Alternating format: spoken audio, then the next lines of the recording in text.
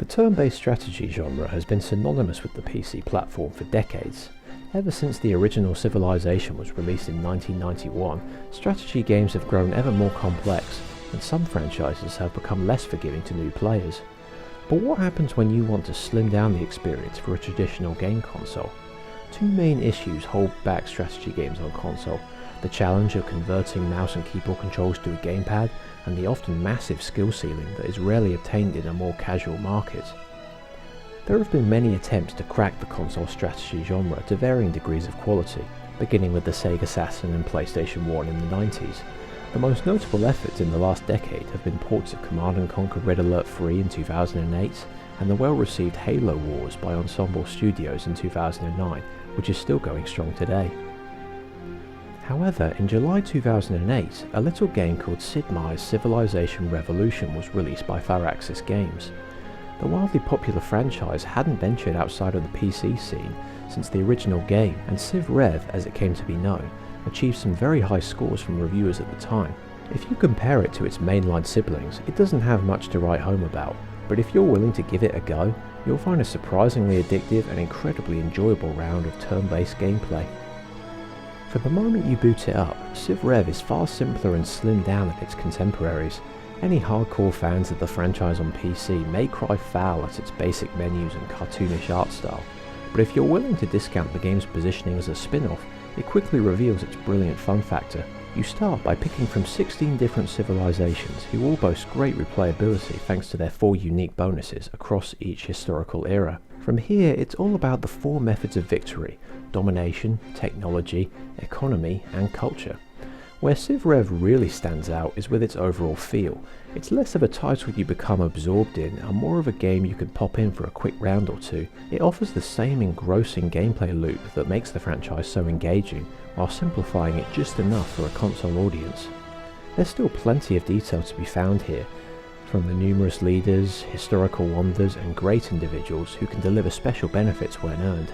The game even boasts a full Civilopedia to explain the game's concepts, ensuring that newcomers aren't left out. The biggest difference between Revolution and its PC counterparts is the pacing. While a turn in Civilization 5 might take several minutes of deliberations, movements, and diplomacy, Revolution moves on as soon as the player hits circle and comes off the analog sticks. As dumbed down as this seems, the faster speed of play creates an arcade sensibility that just about anyone can pick up and run with. The camera quickly sweeps over the entire map, zeroing in on the various civilizations and allowing the player to quickly access each of their cities to issue building orders. With a few quick button presses per turn, you can transform a game that typically takes many hours and thousands of moves into an easygoing slice of fun. It's quite different from what the franchise usually delivers, but it has its own charm that no other strategy title on console can match. What I enjoy most about the game is the sense of momentum and progression. With the right combination of units combined into armies, connecting roads, and specific upgrades, your cities will grow rapidly and quickly overtake your opponents in a rush of development and hostile takeovers. On higher difficulties, it's an incredibly challenging title as well, minus a few exploits, providing a broad spectrum for all skill levels. What's also impressive about Civ Rev is how the Gamebryo engine doesn't buckle under the strain. The bigger and more complex your cities are, the more resources the game needs to process, and aside from a quick bout of loading when you first boot up a save game, and hang-ups when swapping between your orders, the title rarely slows down or struggles to maintain a stable performance. Of course, it's not without problems. The diplomacy system is woefully basic, with many key functions missing. Take this sequence for example. I'm looking to move my unit through an ally's territory, and I'm given 3 options: undo the action, take it and launch into war instantly, or the third option, let's negotiate. Well, that final option doesn't mean a thing in this situation, as Civ Rev offers no way to go through other territories without triggering conflict. It's incredibly lackluster when considering the complexities of mainline entries. Even the function to pay a civilization to wage war against another rarely translates into a successful outcome. There are also moments where the game's battle system can deliver some random, frustrating results. While the audio indicators for various in-game actions are helpful, it's hard not to get tired of hearing the same lines over and over again.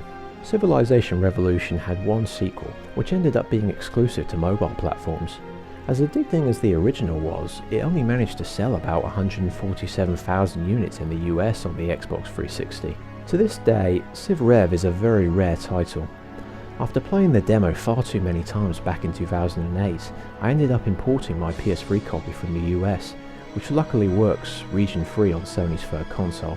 Despite its status as a spin-off title and the ire of the PC crowd, I still find Civilization Revolution a highly addicting and entertaining title, one not weighed down by the complexities of its franchise. If they were to make a third title and tighten up some of the lighter features I mentioned, it would be a real treat for console gamers.